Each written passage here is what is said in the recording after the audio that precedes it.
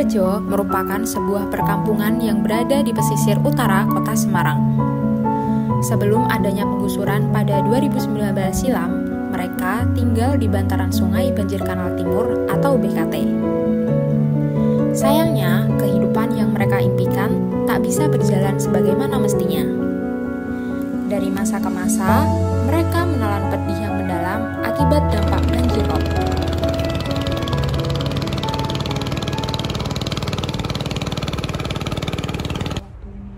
Kalau iklim dahulu masih sejuk ya, karena tanaman mangrove masih banyak dan beberapa tambak masih ada. Kalau sekarang kan udah terkena abrasi, sudah habis. Jadi kalau dibedakan dahulu pas pertama kali di Tambarrejo sama ini ya mungkin jauh perbedaannya. Dahulu agak masih ada sejuk-sejuknya, sekarang lebih cenderung panas ya itu.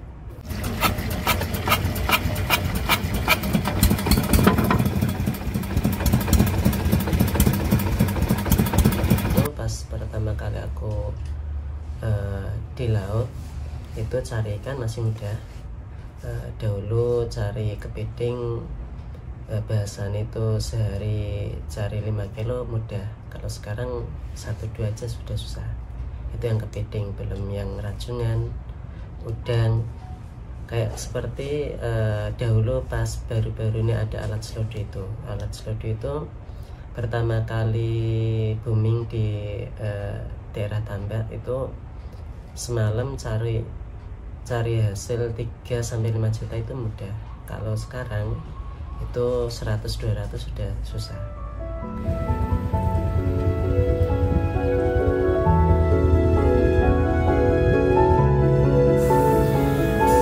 Hanya menghadapi berbagai permasalahan sosial, warga Tambarrejo kini dihadapkan dengan persoalan krisis iklim seperti banjir rob. Rob terparah itu dahulu pas aku kecil masih di Tambak Lorok itu pernah 2 kali rob parah. Itu di tahun sekitar 99-98 itu pernah terjadi rob parah. Terus pindah ke sini, rob paling parah itu terjadi di tahun 2010, terus 2016, 2018, 2019. Nah, kalau yang terparah dahulu sampai sepusar itu masih pas belum digusur. Terus setelah tergusur pindah di tahun 2022-2023 itu sini sampai selutut. Kalau ditanya pengen pindah enggak, aslinya mungkin hampir semua warga itu pasti ya pengen pindah. Tapi ketika nanti pindah itu pasti ada timbul pertanyaan pindahnya kemana gitu kan.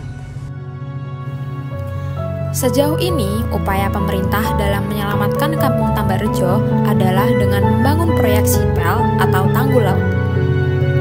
Sayangnya, proyek yang menghabiskan anggaran 386 miliar tersebut masih mengalami kebocoran. Kebocoran tersebut dialami oleh warga Tambak Lorok yang lokasinya bersebelahan dengan kampung Tambarrejo.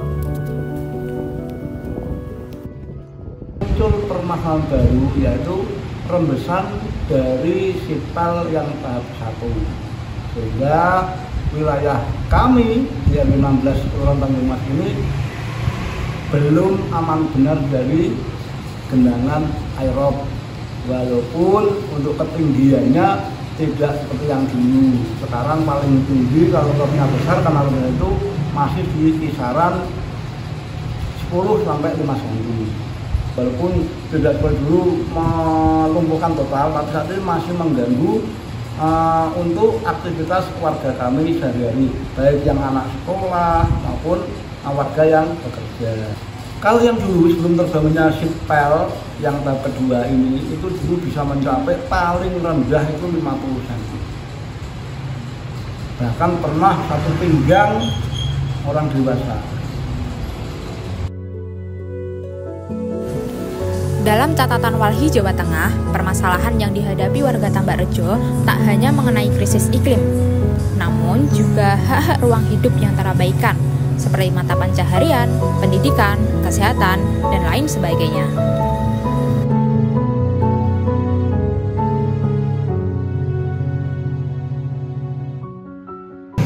Pemerintah kota dan pemerintah pusat memang membangun tanggul ya,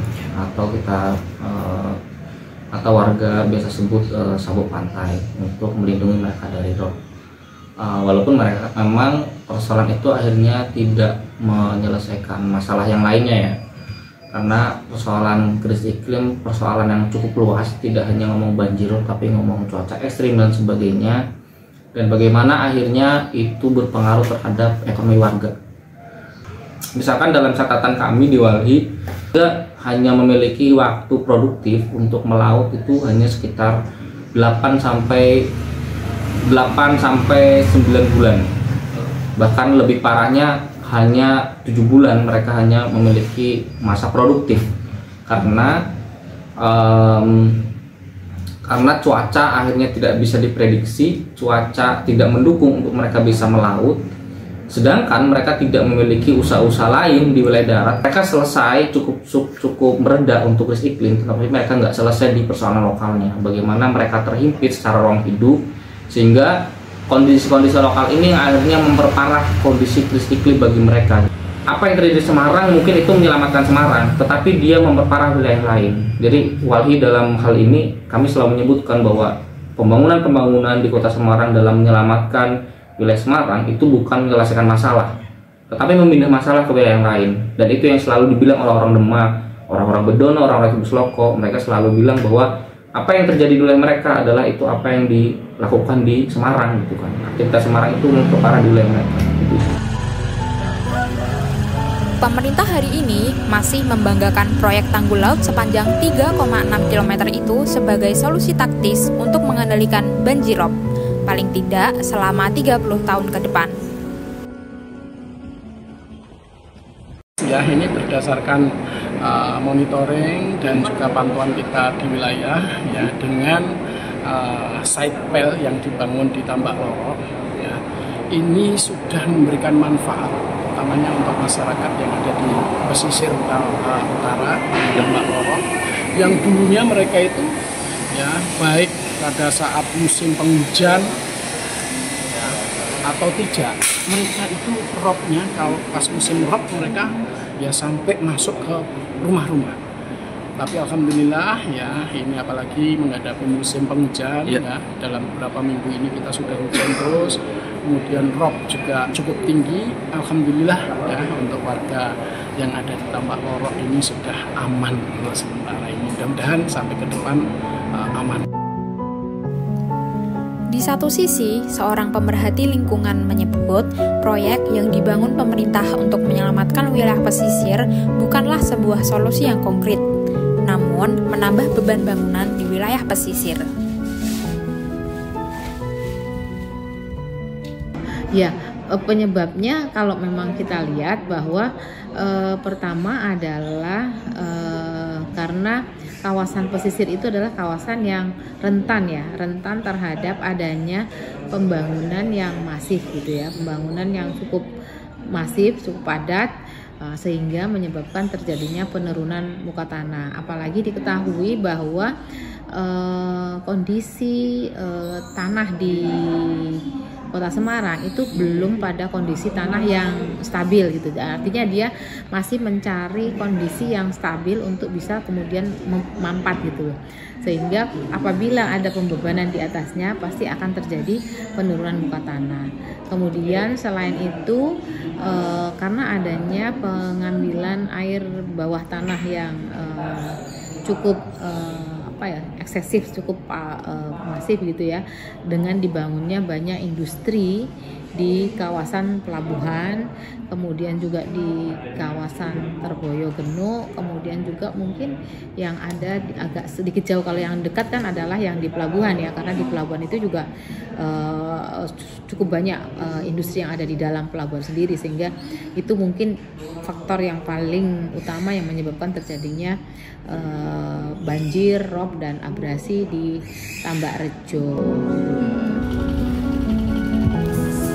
Berkaca dari berbagai persoalan di Tambakrejo, terutama banjir rob, apakah proyek tanggul laut itu benar-benar sebagai solusi atau menjadi bom waktu yang akan menenggelamkan wilayah pesisir utara Kota Semarang?